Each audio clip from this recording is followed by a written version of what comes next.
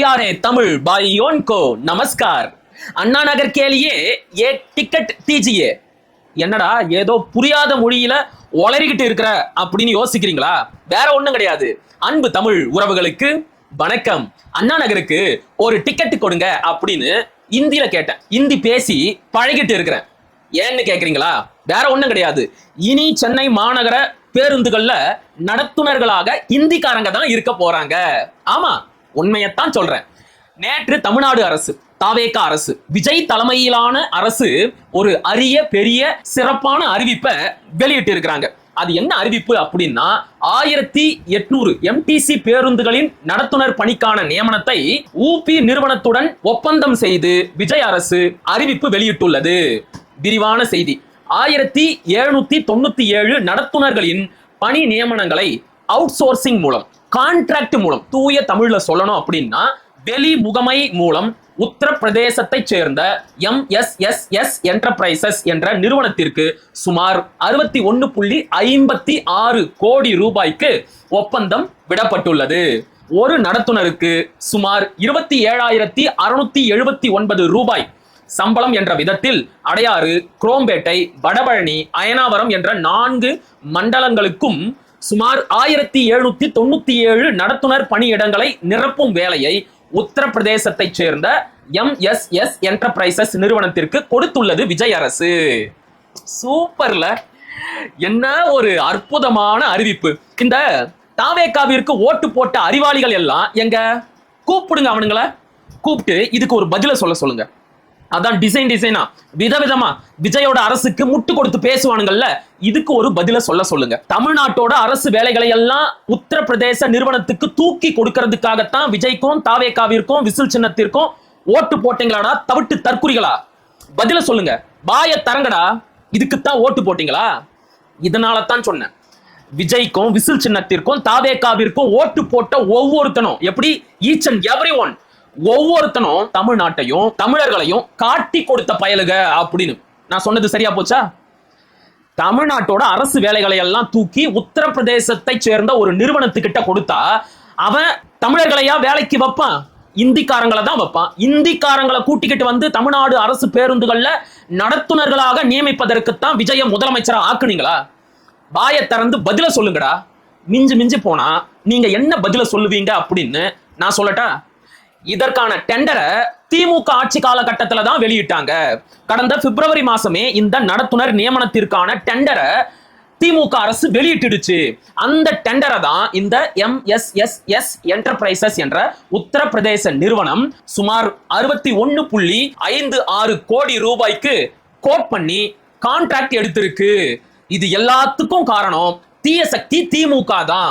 இதுக்கும் எங்களுக்கும் எந்த சம்பந்தமும் இல்லை அப்படின்னு சொல்லுவீங்க. கரெக்டா?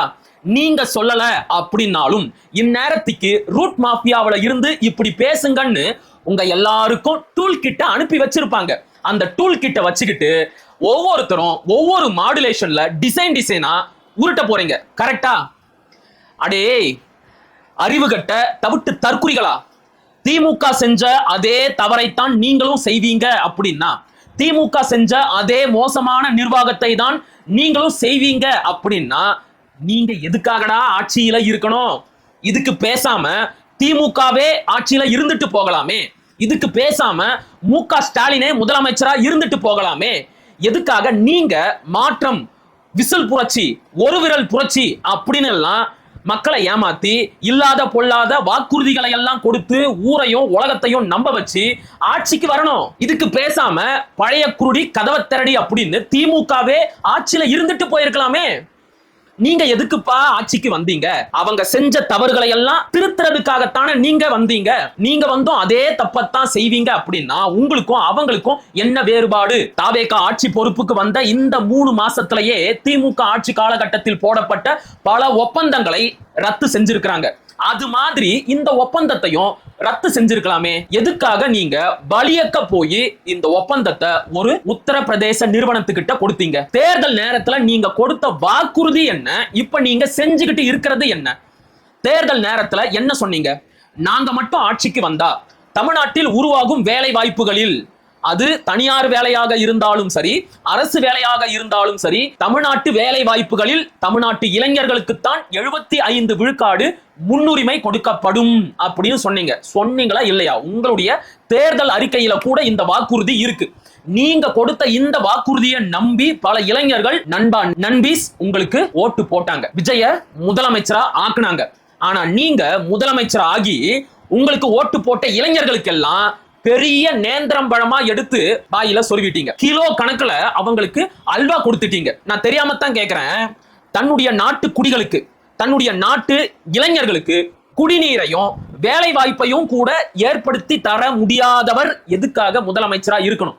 எதுக்காக விஜய் முதலமைச்சரா ஆகணும்? விஜயால அவருடைய குடிகளுக்கு குடிநீரை வழங்க முடியாது, அதுக்காக சூயஸ் அப்படிங்கிற நிறுவனத்துக்கிட்ட கான்ட்ராக்ட் விடுவாரு. விஜயால அவருடைய நாட்டு இளைஞர்களுக்கு வேலை வாய்ப்பை உருவாக்கி தர முடியாது, அதுக்காக உத்தரப்பிரதேசத்தை சேர்ந்த எம்எஸ்எஸ்எஸ் என்டர்பிரைசஸ் அப்படிங்கிற நிறுவனத்துக்கிட்ட கான்ட்ராக்ட் விடுவாரு. இதுக்கு எதுக்காக அவரு முதலமைச்சரா இருக்கணும்? தமிழ்நாட்டு இளைஞர்களுக்கு வேலையை கொடுக்கணும் அப்படிங்கிறதுக்காக ஒரு உத்தரப்பிரதேச நிறுவனம் தான் வரணும் அப்படின்னா எதுக்காக இத்தனை அரசு அதிகாரிகள், இத்தனை அமைச்சர்கள், முதலமைச்சர் அப்படின்னு எதுக்காக இவ்வளவு பெரிய சிஸ்டம் இருக்கணும்? பேசாம எல்லாத்தையும் கலைச்சிட்டு எல்லா துறைகளுக்கும் அவுட் சோர்சிங் கான்ட்ராக்ட் விட்டுடுவோம். யாரு நல்ல தொகைக்கு ஏலம் எடுக்கிறாங்களோ அந்த தனியார் நிறுவனத்துக்கிட்ட அந்த துறையை ஒப்படைச்சிருவோம். அவங்க மக்களுக்கு என்ன செய்யணுமோ அதை செய்வாங்க. கரெக்டா?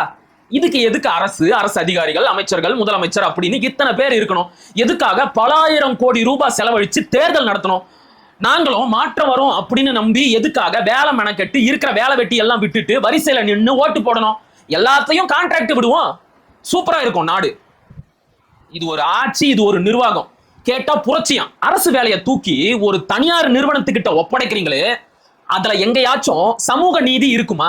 தமிழ்நாட்டுல 69 விழுக்காடு இடஒதுக்கீடு இருக்கு. ஹலோ டவுட் தற்குறிஸ் டிவிகேஎன்ஸ், இந்த விவரம், இந்த தகவல் தெரியுமா உங்களுக்கு?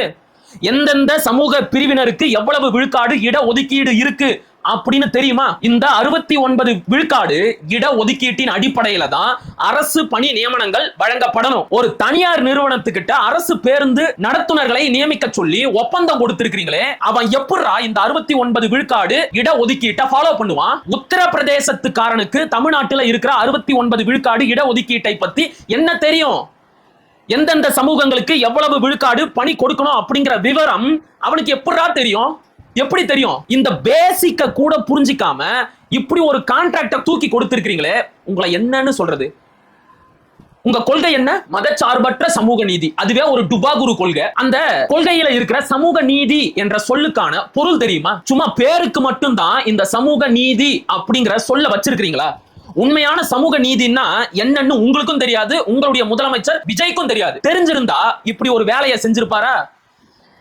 போக்குவரத்து கழக ஊழியர்கள் தொடர்ந்து போராடிக்கிட்டு இருக்கிறாங்க. இதற்கு ஒரு நியாயமான பதில சொல்லுங்க.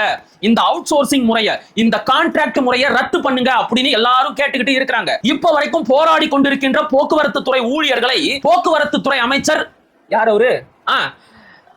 தமிழன் பார்த்திபன் போய் பார்க்கவே இல்லை. பார்த்தா மட்டும் என்ன சொல்ல போறாரு? கண்ணு நீ சாப்பிட்டு வந்துட்டு பேசுற கண்ணு, நான் இன்னும் சாப்பிடல கண்ணு அப்படின்னு வரு. ஷோ, இது ஒரு அரசு, இவர் ஒரு அமைச்சர், விஜய் எல்லாம் முதலமைச்சர். விளங்குண்டா தமிழ்நாடு, விளங்கும். எதுக்காக அரசு பணிய அவுட் சோர்சிங் பண்ணாங்க தெரியுமா? நான் சொல்லட்டா? தமிழ்நாடு அரசு போக்குவரத்து கழகத்திற்கு தற்போதைய சூழல்ல 20,100 கோடி ரூபாய் கடன் இருக்கு. 48,478 கோடி ரூபாய் நஷ்டம் ஏற்பட்டு இருக்கு. ஒரு நாளைக்கு தமிழ்நாடு அரசு போக்குவரத்து கழகத்திற்கு மட்டும் 18.9 கோடி ரூபாய் நஷ்டம் ஏற்படுது. ஒரு நாளைக்கு 19 கோடி ரூபாய் நஷ்டம் ஏற்படுது. மாசத்துக்கு 566 கோடி ரூபாய் நஷ்டம் ஏற்படுது. இவ்வளவு கடுமையான நிதி சுமைகளுக்கு இடையில அரசே நேரடியா வேலை வாய்ப்பை வழங்கினா அவங்களுக்கு கூடுதல் சம்பளம் கொடுக்க வேண்டியது வரும். அவங்க ஓய்வு பெறும் காலத்தில் அவங்களுக்கான பணிக்கொடைய கொடுக்க வேண்டிய சூழல் ஏற்படும்.